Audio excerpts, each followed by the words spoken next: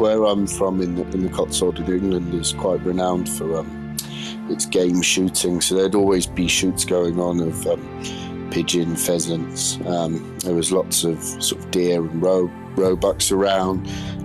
It was a normal thing to see in the butcher shop from a young age, to see rabbits and to see, those larger game animals. And I guess it was that broader sort of knowledge and spectrum of the understanding of the anatomy of those things. And, we're quite lucky to have from a young age.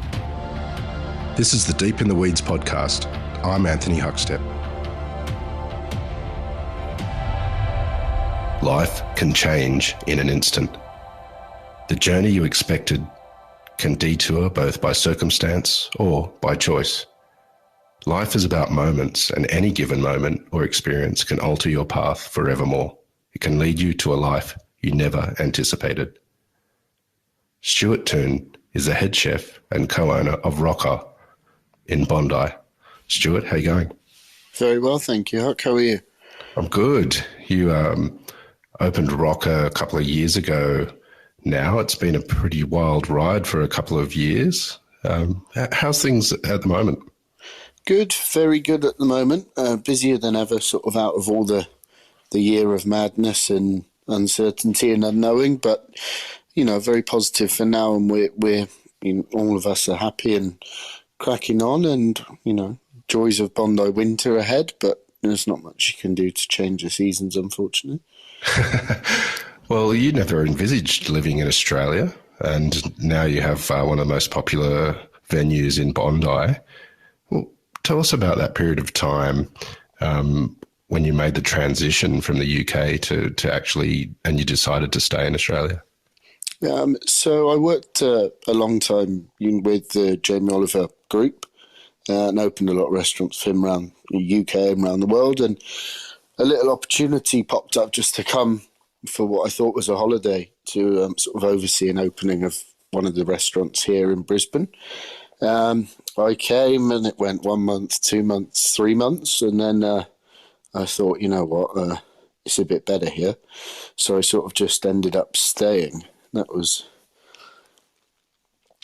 where that went. So it was never on the cards, but it was a short trip and turned into a very long trip, which has now been nearly 10 years. Wow. Well, take us back to the beginning, because you were with the Jamie Oliver group for a long time, but you didn't start off as a chef. When did you first get interested in food? I sort of fell in love with cooking, really. It was always very present in my family. I was the first English born. So we had sort of European, Eastern European, Central European, all everywhere. So very present, with my grandmother. Was a really important part of our lives growing up. So always had a real interest. And then, my sort of first jobs were in kitchens, in butcheries, in, hospitality related industry. And it just became a real passion of mine from super young, and just sort of started dominating life, really. Well, that butchery area was really significant early on. Tell us about the transition that you went through doing butchery. So it started off as, just a bit of pocket money, really. But I guess being from where I'm from in the countryside, it's, quite a present, and everyone's got a local butcher, and everyone's, wants to, sustainability and sourcing of product is something that's, it's ever present, in the English countryside, but it's not, it's just accepted as the norm. It's what it is. So that sort of, it was the knowledge that I loved, and the understanding that I got from things, and, from all those years spent eating a piece of beef to actually understanding, cuts of beef and where things are from and why they taste different and how they react differently when they're cooked. And that was it sort of ignited the fire, really, for a thirst for knowledge that just then blossomed to go beyond meat and, the produce, and extended across, into the full spectrum of the kitchen.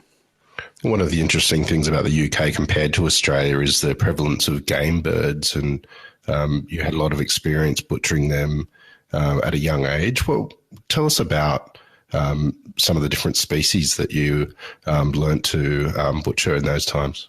Well, so from all the way through, really, where I'm from in the Cotswold of England is quite renowned for its game shooting. So there'd always be shoots going on of pigeon, pheasants. There was lots of sort of deer and roebucks around. It was a normal thing to see in the butcher shop from a young age, to see rabbits and to see, those larger game animals, and gain an understanding of them that I guess if you were growing up in a city, you'd never have or weren't really prevalent in supermarkets and sort of high street shops. But it was, again, something that for me growing up was quite normal. And I guess it was that broader sort of knowledge and spectrum of the understanding of the anatomy of those things, and, how they react differently to other meats, how they taste differently to other meats, which, we're quite lucky to have from a young age, and just have a natural understanding of that, prior to cooking. Your chefing career started with a French fine dining restaurant. Take us back to the early days when you first started there. What was it like? Again, in those early days was very young, working in, what were quite traditional English kitchens, with a team of chefs. And the plan was never to go, throw myself into the industry as a chef. There was sort of, university and that sort of, education route was sort of on my mind. And, I was in those jobs with, quite seasoned, round the block chefs that had grown up in that, 60s, 70s, 80s, 90s English kitchens. So they were quite hard, especially being, 15, 16-year-old kids, sort of, just shoveling shit, really. And, it didn't put me off, which was the thing. It was a really interesting learning curve. And, you sort of, without, having gone to a formal cookery school, or you're just sort of thrown in the deep end. And, I think you learn on the job, really, and just adapt and see how people react, and, the understanding of people and how kitchens work is, it's a sink or swim sort of environment. You spent time in French fine dining, but also with a Spanish restaurant, an Italian restaurant. How different was it working in those different sort of style of cuisines and kitchens? Yeah, so obviously the experiences were completely different. The French kitchen was very hard and very technique focused, and it was run very traditionally, if you could use that word.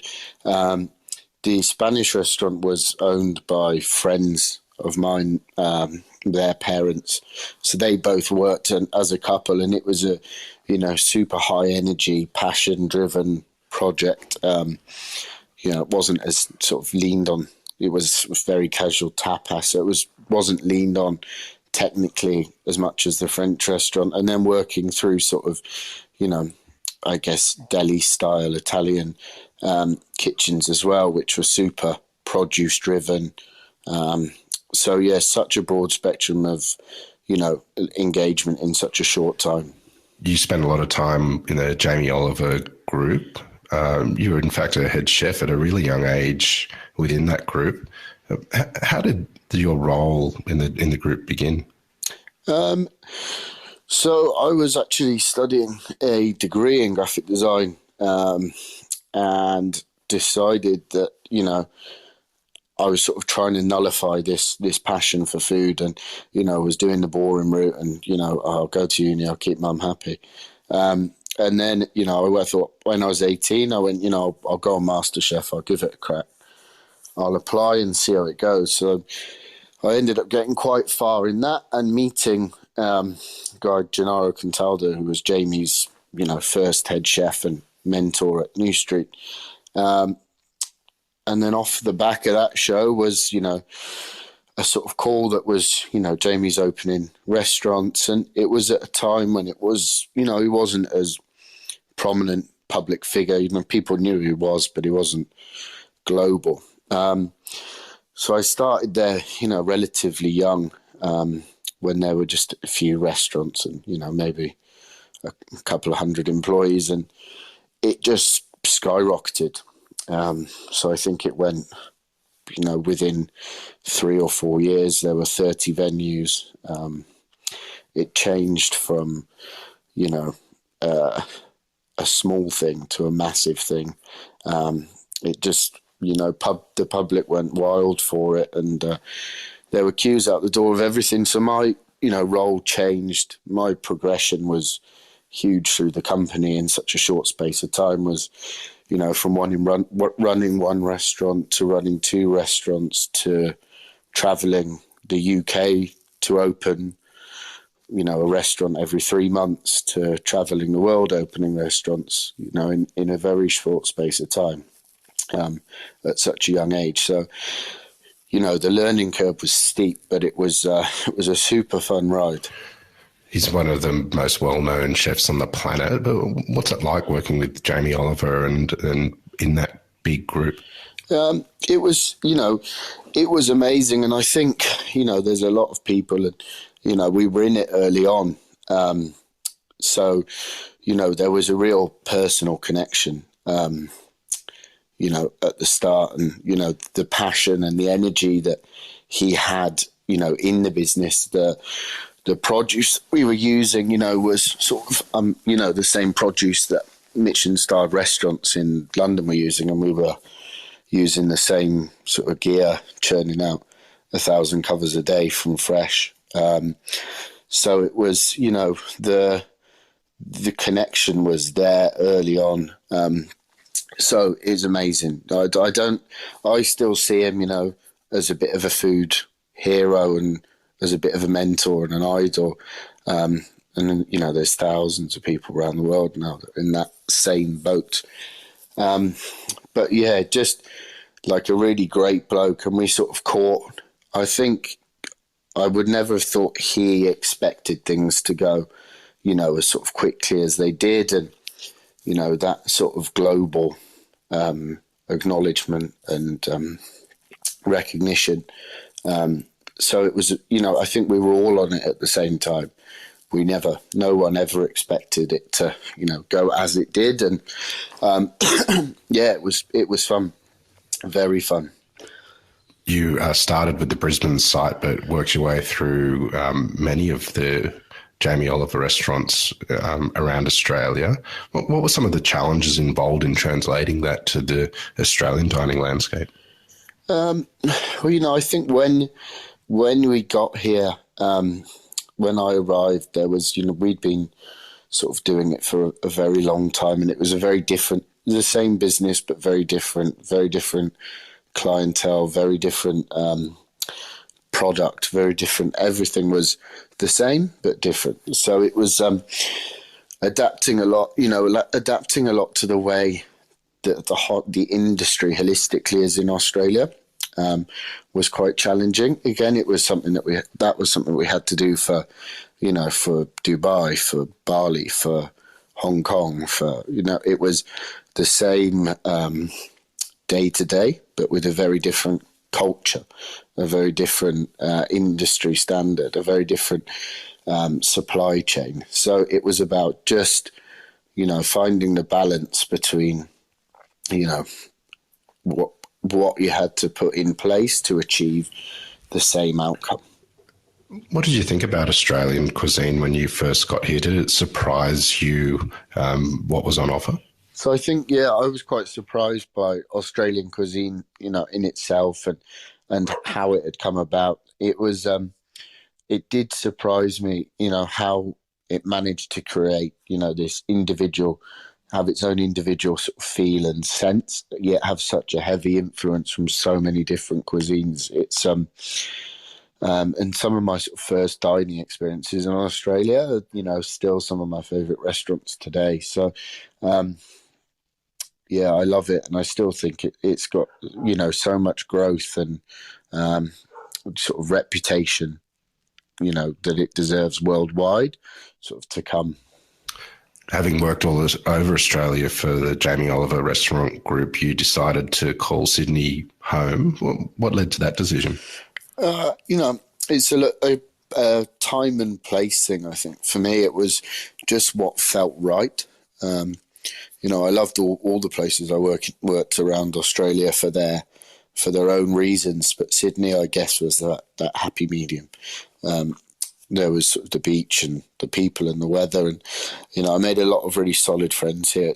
It's quite a tough gig to come from England at 24 years old, and within 2 years in Australia, work in 4 states, and be on the road, not as a tourist, but sort of running a multi-state business and traveling site to site and, working in different time zones. And it's quite a different experience to what I think a lot of 24-year-old Brits come to Australia with. Well, after a decade, you ended up leaving the group and connecting with some very well-known hospitality people in Australia. Tell us about how the conversation started for Rocker. So, back in the day when the Ducks was just the little beautiful Bronte baby, I had some conversations with Daz and with Paul Dewhurst, who's now the group GM Ops. I don't know what his official role is, but something like that. So I met them, and there were a few conversations about sort of the Ducks and the growth of the Ducks, and obviously my skill set lent, quite heavily towards that. And again, it was just a time and a place thing, but things, didn't happen. And then Daza, had a chat with a mate, and as you do, decided to jump 2 feet first into a new venue. I think the reason for it was because he used to live around the corner. So he called me and said, "Well, I've bought a restaurant. Do you want to come and have a look?" I said, "Yeah," and we stood in this, deserted building. It was full of mould and horrible, and I walked out half an hour later and said, "Yeah, why not?" So it was those, it was one of those things that just comes around. Again, when it feels right, it's just about, for me, just taking that leap and saying, "Yeah, fuck it, feels all right. Give it a crack." And I think it's just gone to strength to strength from there. The food at Rocker is very Australian. It's very new wave, contemporary, focused on ingredients. Tell us about what it was like putting the menu together with Darren and with given the background that you'd had with the UK and the Jamie Oliver group. Yeah, so I think the thing was, with Jamie's was I learned so much on a scheme of that I don't think many 30-year-old chefs get the chance to do. And so, I was 27 when I took over Rocker, and, I'd worked in 4 continents of the world and, run openings of 50 restaurants. And, I had so much background in there, but from a creativity and a raw producing the food that you want, that feels right for you, and, experimentation and, almost an unintentional sort of suffocation of creativity, to then come to something that was so free and creative and flexible. And I think me and Daz had just sort of hit it off, really. It was, we both done a bit of the fine dining. We'd both, him a little bit more than me, but, we both had that same sort of ethos. We both had the same sort of cultural background. And I think the sort of brief, we were asked for so long, what is the food at Rocker? What style is the menu? And, the only really real answer we could ever come up with was, it's just food that we want to eat. It's just sort of, there's no ethos rammed down your throat. There's no, sort of rules. It's just about, a good little spot where you want to sit and have, a moderately priced drink that's, thought about, food that, comes from somewhere decent, cooked with a bit of love behind it and a bit of thought. And that's sort of how it's evolved, really. What's it been like creating dishes with ingredients from Australia compared to the ingredients, and particularly like game that you grew up with when you were much younger? No, I love the produce available in Australia. I think it's there's such a broad range, and there's you almost experience that a different set of produce, a different season, state to state. Um, the waters are different from all around Australia. The land varies so much. There's so much stuff here that's not available. The influences and product of Asian vegetables, and those flavors that so many people now. If you look at what you could call contemporary Italian cuisine in sort of Australia right now, there's so many people that are leaning towards those, Asian flavors and techniques and bringing those, things in, which is something that's not as present in England. If you're in England and you're producing Italian food, your influences are drawn on, from Italy because it's so close. There's a massive spectrum here where I think it's easier to break the rules in Australia. It's sort of there's a freedom and a willingness to experiment, and drawing back to that, produce in England it's still geographically so closely connected that I think there's less room to break the rules. You mentioned that the food at Rocker is food that you love to eat. Can you give us a sense of what that is? And do you have a dish or two you can talk us through that exemplifies your cooking right now? Yeah, I love to eat. I love to eat carbs. To be honest with you, I think everyone does. No, I love pasta. I love pizza. I love bread. I love naughty food. I think if there was a dish at Rocker, we've had from day one, and we do a John Dory with a burnt urchin butter, with sea herbs, some that we forage, some that we don't. And again, it's coming back to that sort of the classic technique in cooking a fish, making a sauce. But then there's elements in there, like we make a bit of exo, which goes in the sauce. We use, urchin, and then, bringing in just really good products like, we cook with pepusé butter and, always using decent wine.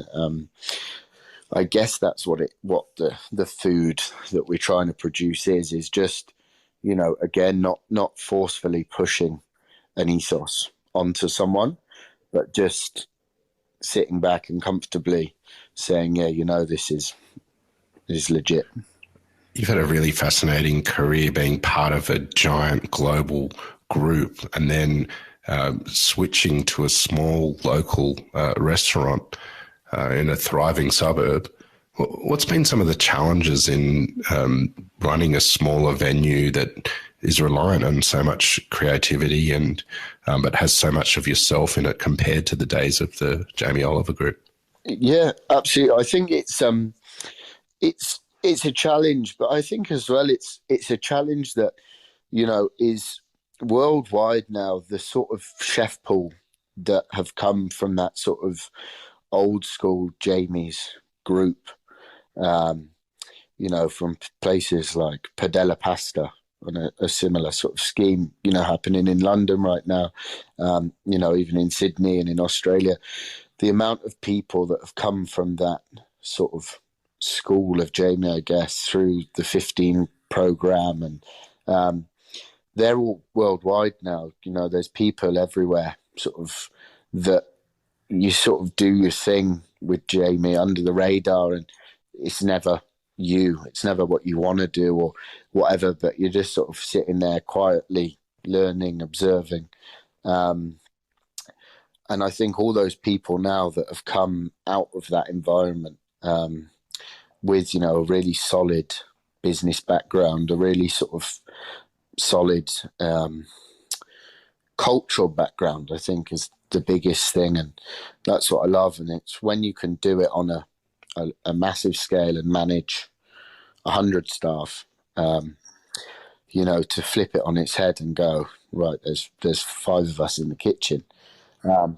Just that energy and love and like connection that you can bring, that for me is what I've loved. And I think if you look at all of the people sort of in that similar situation to me that have done that, is what they've all taken away is that culture, and that change in a kitchen, from it being a very hard and sterile and sort of brutal environment to let's encourage and let's share our knowledge and let's empower people and let's make this work because everyone wants it to work and everyone feels a part of it, rather than just working in fear or working to fuck the person over next to you. Like it's that's come about. But on a personal level, I love it. It's a real piece of me. Comes with its challenges. I think I say to people all the time, it's very different when you're the head chef of a business, to the head chef and the owner of a business. It adds another layer of emotion. And, for the 10 years you're working as a head chef in a restaurant, and someone drops a tray of glasses and you go, oh, fuck, I've got to clean that up. To when you own a restaurant and someone drops a tray of glasses and you go, there's $200 on the floor. So I think it adds that extra component, that extra layer of emotion to what's already an emotionally sort of draining job. So yeah, it has its struggles, more benefits, more pros and more cons. With so much involved emotionally in your own restaurant and the identity that creates, well, has the last year and a half changed you, especially seeing friends and family and what's happening back in the UK compared to Australia? Yeah, absolutely. I think, the last 4 years have changed you massively. So I think, from going from, the hidden person behind the scenes working, all these hours and doing everything for years and years, and then you come out of it and suddenly you've got a restaurant and you're working with dads and, you're free and fun and, you get a hat in 3 weeks and, all of this sort of stuff. It adds a layer of ego and, you get so caught up in, cooking for other people and cooking for what people think and cooking for, all of these things. And then I think when you get there, you realize, actually it doesn't matter. When everything stops and the whole of the world's forced to close down, you sort of step away and you realize, what's essential and, what actually matters. So I think, we all shit ourselves. I think the whole industry, just the feeling of not knowing from an industry that's dominated by people who like to be in control. So I think it threw a lot of people out. Personally, the first time I'd stopped for 10 years for more than a week. So it was, I didn't really know what to do. I couldn't just sit in the house or sort of ripping my hair out. It took 3 or 4 weeks before I felt normal. And then I loved it. Then I was like, what's this work thing all about? No, we don't need to go back to that. So yeah, I think a lot of people are in the same boat, and I think a lot of people really, struggled. And I think a lot of people within the industry have actually come out of it with clearer heads, with more understanding of themselves, more understanding of their businesses, and more connection with their families and friends, and sort of got to taste a little bit of what it's like not being obsessed. It's impacted, I think, me greatly, the business greatly. I think Darren and Cam and Clarky, the other business owners, greatly. Our head chef at the moment, Ethan. It's we're all sort of better for it. You mentioned Darren Robertson a couple of times, who you're in business with. He's a former Tetsuya's head chef, part co-owner of 3 Blue Ducks, multiple locations, does television shows. What's he actually like to work with? Yeah, we're very similar. It's always been, there's always been just like a very friendly connection between the two of us. So yeah, he's great to work with. This laid back, chilled. It's very easy. There's a lot of trust, with Darren being in Byron, and myself being in Sydney. It's sort of, give him a call and say, what do you think about this? And, the answer's normally, what do you reckon? Go with what you think. But it's also great to have someone who does have that level of experience that not many, chefs sort of our generation in the world get to have,